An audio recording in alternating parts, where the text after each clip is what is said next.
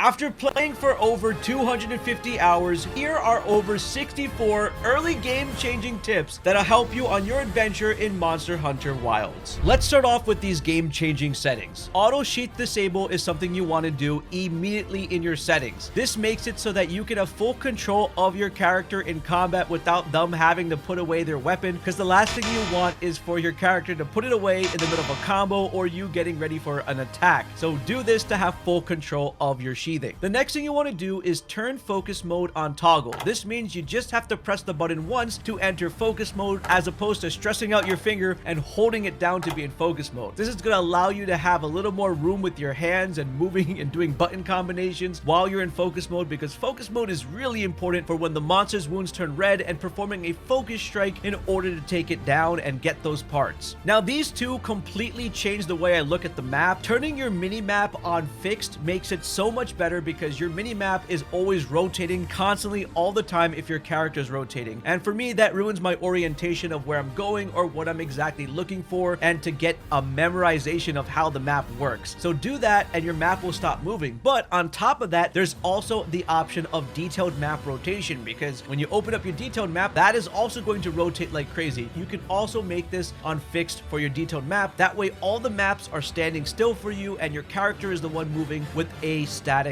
map. Seikret auto exploring gets kind of annoying because they move on their own when you're not asking them to move, so turn this off. That way you have full control when it's time for your Seikret to move. A big one during combat is your camera distance zoom. Multiple enemies will be attacking you a lot of the times, or if a giant enemy is fighting you, it's going to be a lot more difficult to see when the camera's all the way zoomed in, and the game allows you to pull it up all the way to 10 to get a maximum distance view. That way you're able to see a lot more counter and plan your moves ahead of time. So make sure to set this all the way up, and hopefully Capcom can see this video and add a further maximum distance view. We need it. And if you don't want to feel motion sickness or feel a little weird during your fight, you can knock off the motion blur. That will help a lot of players out. Now let's talk about how to use the map to your advantage to make your exploration and game even more valuable. Now your map has D-pad options on the left if you're using controller for the up and down, which just basically shows you the floors of that map. But on the bottom left is the most important one, which I discovered much later because I just never paid attention to it. On the bottom left, you can see something that says the fast travel list right over here, which you can mark up where you want to go, maybe a pop-up camp, maybe a village. But the most important one is filter icons, which is right to the left of that right over here, this icon. And in filter icons, you can see that it has almost every single collectible or icon or any mark that you see on your map listed out for you right over here. Now the beauty of this is that we can even go into a sub filter mode to go for anything that you're specifically looking for, because in this game you will be looking for very specific things. So display all, you can hit that top icon button under the filter and select the specific one. So if I'm looking for certain things like rocks or mining, I'm going to hit gathering and then go all the way down until I find what I need. Now let's say I'm looking specifically for amber deposits on my map. Well, yeah, they're marked by red and I can look manually, but you could also click on this and hit set highlight. This then highlights every single one in the map with this little blue icon, and all you have to do is just R3 and head over to it, and you could start farming by hitting your R3. Your Seikret's gonna head to that spot. You're gonna get what you need simply like this. Open up your mini map again and then find the next one and R3 to head to the next one, and you can do this with any item, but this is the most convenient thing in the game, trust me. Just don't forget to turn off the highlight after you're done collecting that specific item. Another quick thing about your map is threat levels. So when you open up your map and you select threat levels by clicking on the monster threat level, you can see that there is a green zone around this specific monster, the Lala Barina, and it's not attacking me no matter how close and up front I get with it. However, if we head over to the Doshagma, who has a yellow threat level, you can see that it immediately sees me, my map bar is red, and it's going straight for the attack on me. So keep in mind, you can use threat levels to determine which monsters are extremely dangerous. While most Monster Hunter veterans say to not worry too much about armor and weapons at the start of the game, but focus more on the high rank ones, I think it's extremely important to understand how it works right at the start of the game. For this, we'll talk to Gemma, and then Forge upgrade armor. We'll scroll to the leather gear over here, and you can see the stats to the right. Defense, which is going to be up against physical attacks from the monsters, as well as the elemental resistance of the armor for specific elements. Now I'm currently highlighted on a leather headgear that has 1 square filled in on the botanist skill, and you can see there's 4 squares in total, 3 being blanked out, showing that you can go to a max of 4 levels. If you go beyond these 4 levels in any capacity, you're wasting time. It's absolutely useless. Now you can see that the leather vest has a 1 on it as well. The belt also has 1, and the legs also have another level 1 of the botanist skill. You get a total of 4 levels, which is the max level on the botanist skill. But what exactly does botanist do? While you're over here on your specific armor, for example, we're going to be in the botanist one, we're going to hit the sub menu and then go into skill information. Right over here, you can then see exactly what botanist does for all 4 levels, which is extremely nice to know specifically what you need and what you want to do. Now, if you tab over, in my case with R1, you can see all the current active skills on your characters and each piece of gear that is giving you that exact level and giving you that exact skill. I'm wearing my leather pieces right now, and my botanist says level 4, and you can see I have that level 4 bonus, which is highlighted in green, which includes everything from there and before. Now, another tip is if you're curious about any skills that you currently have available to craft, you can hit the R3 button or the default button wherever you're playing, and you can go down and select the equipment skills. From here, you can scroll down and read up on any single ones they have and what they do. That way you might be like, oh, this is a good idea. Maybe I want to use this skill. The same thing can be done if you go to specific weapons, the forge and upgrade weapons. You select whatever weapon you may want. I'm a longsword user, so I'll click on this. I'll do the exact same thing by pressing the R3 button on my controller and then going down to equipment skills, and I can see all the skills that these weapons come up with. So you can come up with a build for what you may want. Also, quick PSA, the game adds stuff called decorations, jewels, and charms later on that gives you more skills, but that's for another video. So subscribe and turn on notifications for that one. Wishlisting is a very important feature to do in this game. What you want to do is talk to Gemma at camp, and if there's a certain item that you need and you're missing some of the materials, you can go ahead and click on it, submenu it, and hit wish list. That way you know exactly what item and material you need to finish that off. And when you're roaming the world, you don't have to go back to Gemma. You could just open up your menu and you could just look at the wish list menu section to see it at any time while you're traveling. So you understand how weapon skills work, but let's talk a little bit more about weapons. You see, you have attack numbers, which is pretty intuitive for the damage that you output, but there's also something that says affinity. Now, affinity represents critical chance in the game, where a positive percentage increases your chance of dealing extra damage. And yes, this game actually has negative affinity as well, which increases your chance of doing reduced damage, kind of like a reverse critical hit. This negative percentage is kind of known as a blunder, so just be careful when you have that. Now, if you look at the sharpness of a weapon sharpness is actually going to be a multiplier and affect the damage output. You actually start the game with the highest being at green, but eventually as you get better weapons and progress through the game, it'll start to increase to blue, then white, and then purple when they release more content. You can think of these as just damage multipliers along with your base attack. If your weapon loses sharpness in battle, make sure that you use a whetstone to sharpen it back up to do damage. Then let's talk about elemental affinities. This is basically the effectiveness of the elements. Also, elements like fire, ice, thunder, dragon shouldn't be confused with abnormal statuses like poison, sleep, paralysis, and blast, which happen to show up on the same line. So just don't get those two confused. Of course, when you're in combat, you can switch your weapons on the Seikret, which is really helpful. Now, if you ever find yourself stuck or carding, aka dying during a fight a ton of times with monsters, this most likely means you need to upgrade your armor so that you can have a higher defense, or possibly even upgrade your weapon to do more damage. Oh, and here's a cool tip. With 20 defense on an element, you can completely negate the elemental status effect. For example, if you have 20 fire resistance, you won't catch on fire. The next tip that we're going to be talking about is loadouts, and for those who are completely new to the genre, let me explain what loadouts are and why you should make it a habit to start doing it right from the start of the game. Now, loadouts refer to various combinations of equipment, items, or food that you can personally put together and register with your own name in the game, which is going to be very important that you go to the tent and equip this loadout before any specified monster or task that you're going to perform in the game. For example, when it comes to armor, I have one set that I just keep updating and call it my combat gear, while I have other pieces that are going to be used for botany. So if I'm going around and running and picking up herbs, I'll switch out to that loadout. Or if I'm going to go mine some rocks, I'll switch to my geology loadout, which we'll get more into, but it's just various loadouts that you decide. And I'll have a video separately explaining which equipment loadouts are going to be the best as you start your game. Now, in order to personally create your own, you're going to mix up the combination of the equipment that you choose. And then once you're done, you're going to press L3 if you're playing on a controller, or the icon below that says manage loadouts.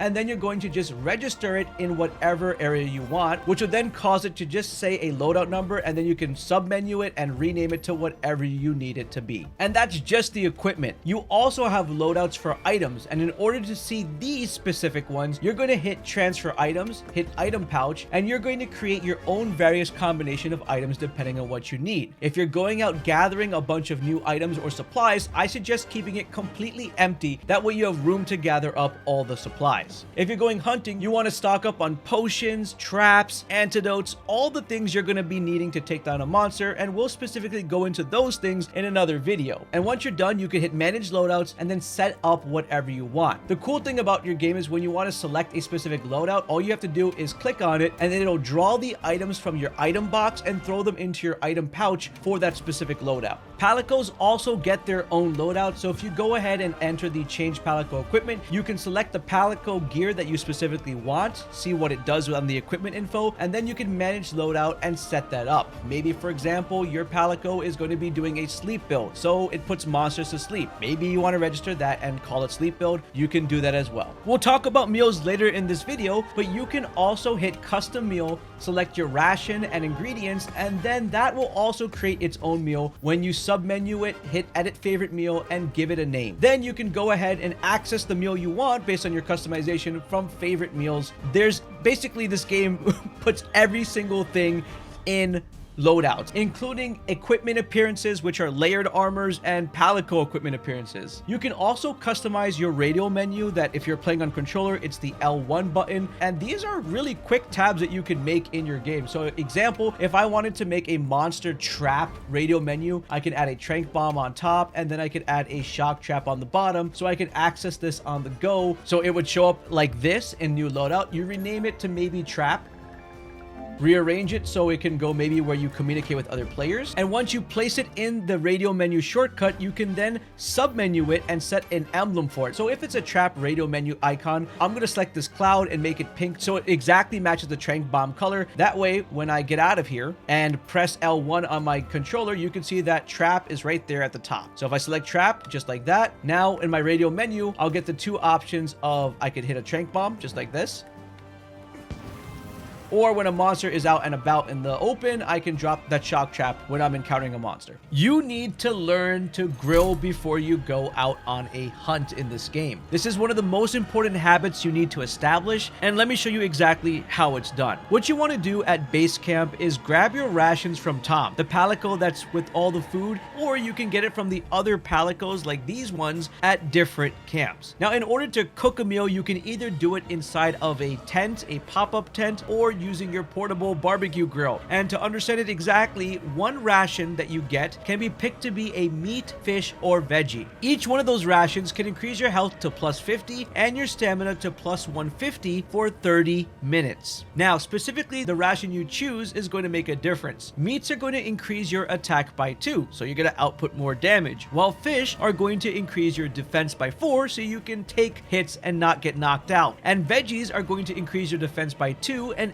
elemental resistance by 3. Now, as you progress through the game, you'll also get access to additional ingredients like these on my screen, which increase your duration by another 20 minutes for the meal, giving you a total of 50 minutes, and a food skill, which you can read what the skills do. So always grill a meal and make this a habit. Speaking of food, let's talk about an item called raw meat, not to be confused with your ration meat. In order to get raw meat, you have to murder a bunch of Serotonauts and Daltidons in the Windward Plains plains to grab all that meat. Once you have a bunch of raw meat, then you have to whip out your grill. Here's how it works. Your character will cook one side of the meat and then flip it over. The moment it changes color, you're going to want to press the roast button so you'll get a well done steak. But it goes even further. Then you have to cut perfectly along the rhythm to get a total of 12 pieces of well done steak. And the reason why this is important is because it will allow you to restore your stamina and health all the way. On top of that, max out the gauge. And you can carry a total of 5 with you at all times in your pouch. But we're not done here. If you don't press the roast button and let your meat burn, you get an RNG combination of burnt meat and well done steak. But the big question is, why would you want burnt meat? Well, burnt meat, while it doesn't heal you, it does restore your stamina, which makes it like a stamina potion. And you're allowed to carry a total of 10 burnt meat. So take those 10 burnt meat and 5 well done steaks and add it to one of your hunting loadouts, because these are going to be great to carry with you at all times during a hunt. Let's talk about gathering materials. You should always be collecting materials you find in the world religiously. That way you never run out of items when you are crafting. However, there are actually ways to make this even more efficient. When you're out exploring with your Palico can actually farm a material right before you, and the item will still be there, allowing you to then grab it afterwards to increase the amount you get. But we can even take this a step further. We talked about the botanist set earlier, but if you equip a botanist set, which is from the leather armor and it's at level 4, you can get an extra herb, fruit, nut, seed, insects, and mushrooms when you are picking these up. There's also a geology set level 3 skill that can be obtained by just simply wearing the chainmail armor,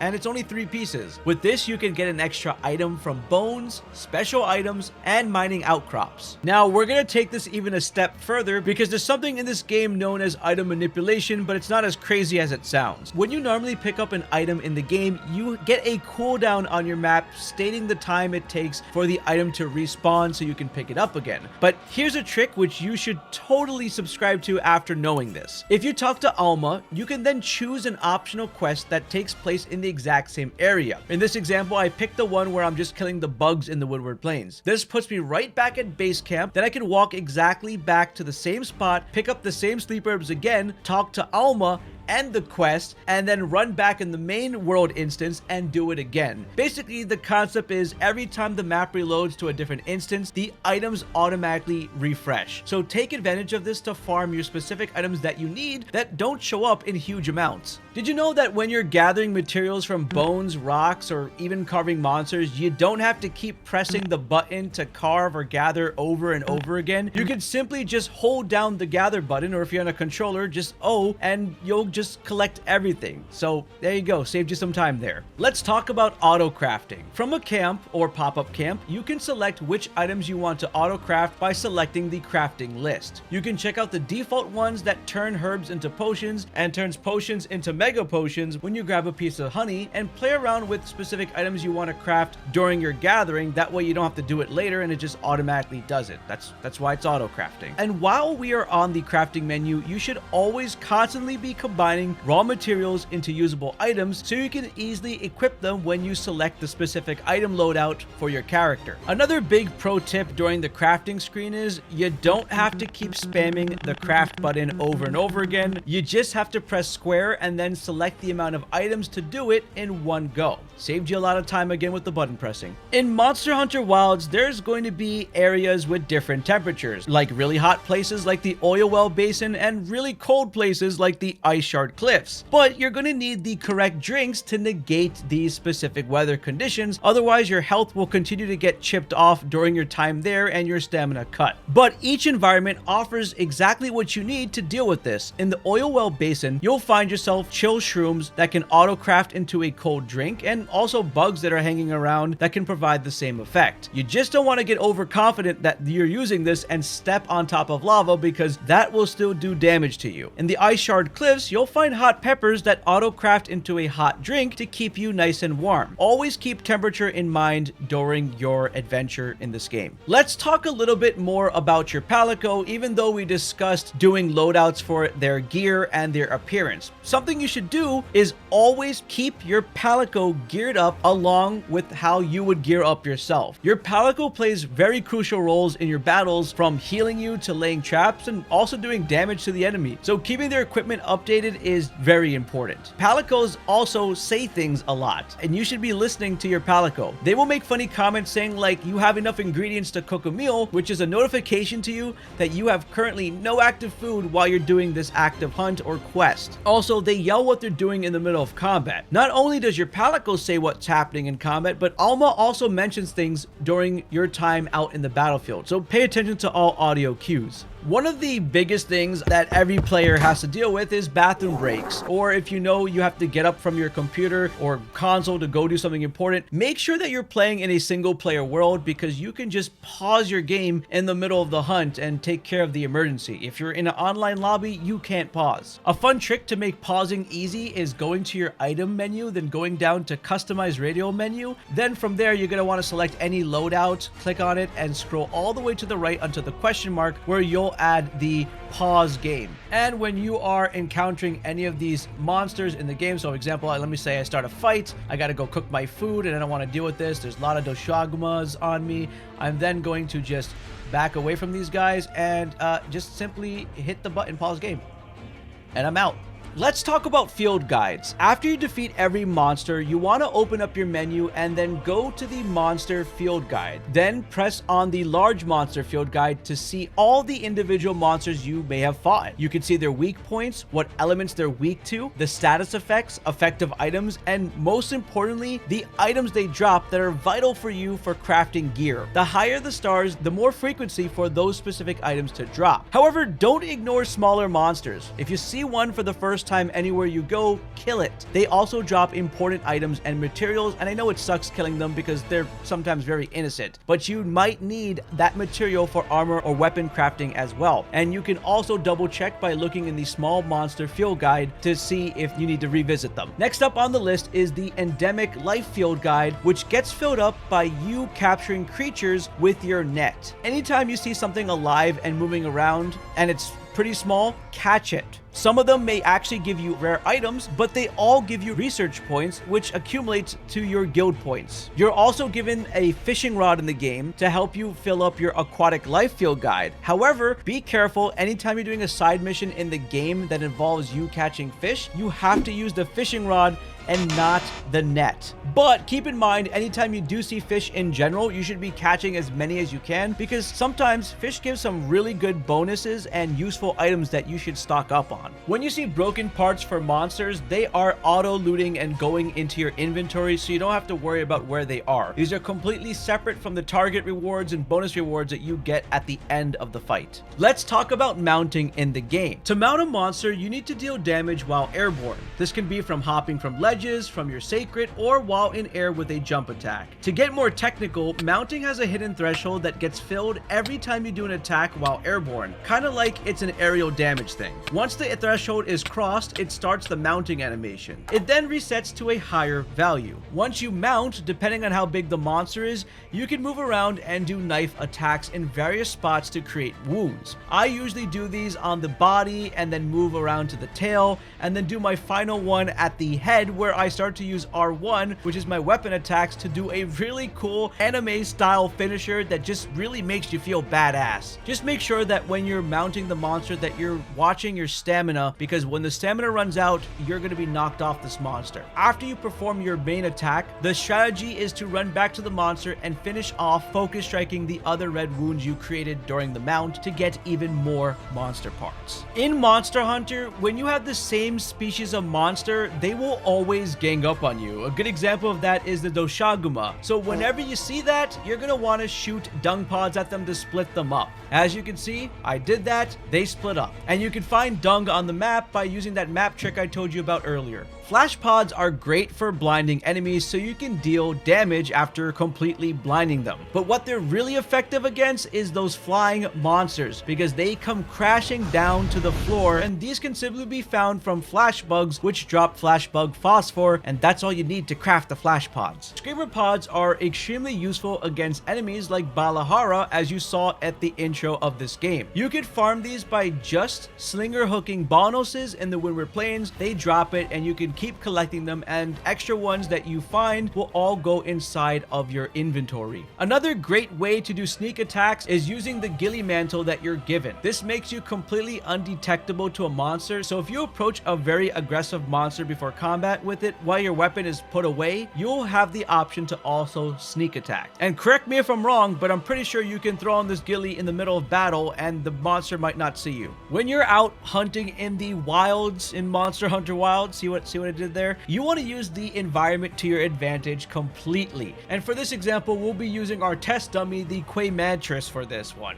Now, you can see when you start a hunt with the monster or start a fight with the monster, they follow you around quite a bit. For this example, there are vines over here that we could use to make a trap. So we knock it down, the Quay Mantis steps on it, and now is trapped, and you can do a bunch of damage. Another example is activating this Paratoad right when the Quay Mantis is on it. That way it gets paralyzed, and that way you can start dealing damage to it as well. This poor Quay Mantis is not done because we have the third example, which is forcing a territorial battle. Basically, there is a pack of Doshagumas walking around over here, and what I want to do is lead this Quay Mantis right into them, and this will start a territorial battle. Unfortunately for this poor Quay Mantis, it is 3 Doshagumas on 1, and he's going to get absolutely jumped, and you can see that these guys are hitting 100 damage on him until he runs away. So using all these to your advantage is really big when it comes to hunting monsters, and you should be looking out for all these things in every environment. And if you want to see traps and environmentals, you can go to your filter icons, as we talked about earlier, and select specifically traps and environmental. That way you can see what exactly is on the map, like the Paratoads, falling boulders, giant sand pits, and the vine traps, which you previously saw. Paying attention to the environment is not only useful for monsters, but for yourself. For example, let's just say that you may have run out of potions during a battle. Well, then pay attention, because you might see a Vigor Wasp out in the open that will completely restore your HP, or you may find something that is going to cure you of your poison. There's just a ton of environmental things that you need to pay attention to for yourself, so just keep that in mind besides just looking for environmental things to kill off monsters. This pro tip is using your Seikret for quick recovery, and what I mean by that is if you're knocked down completely, you can call in your Seikret to quickly pick you up. That way you can escape from danger, and you can see in the little animation on the Seikret, he literally lifts me up with his head and I'm on it and I'm out of that dangerous situation. Really good to recover fast and attack the enemy and get back to the fight. When you are in combat, pay attention to the supply item restock notification you get, then press left on your D-pad if you're on a controller while riding on your Seikret to access this menu, where you'll find a first aid potion and other things that you can throw in your pouch from Alma. Utilize the SOS Flare System. Use them strategically to call hunters for assistance during, well, hunts that you find really challenging. Initially, it'll start off with NPC hunters, and they're pretty broken for helping you progress if you're having a hard time, but if you're connected online, it also signals out to other real hunters playing the game so they can join your hunt, which will then remove one of the NPC hunters. This game adds the SOS in its own default wheel, so when you press L1 on your controller and move your analog stick down, you can select the SOS flare. And the game also checks with you before you launch it. Some things to note when you're fighting a monster: when you see a flashing red icon on the minimap, it indicates that the monster is enraged. Sometimes when they get enraged, they roar, and believe it or not, you can actually counter or dodge this so you don't get immobilized. Now, I don't have gameplay of it because I suck at it, but let me know if you're able to successfully dodge or counter one of these roars. Another sign that you should be paying attention to is, well, if the monster is able to be caught. The monster will start to limp. You'll start to see a flatlining heartbeat. Where you find that is at the bottom of your screen on this little EKG right over here, or you can look at your minimap and you start to see a skull on it, indicating that the monster is ready for capture. So you have a lot of signs. And to catch one, it's really simple actually. All you have to do is just place a trap down. The monster will fall into that trap, or if it's a shock trap, will start to get electrocuted, and then you simply just trank bomb it or trank blade it twice and it's done.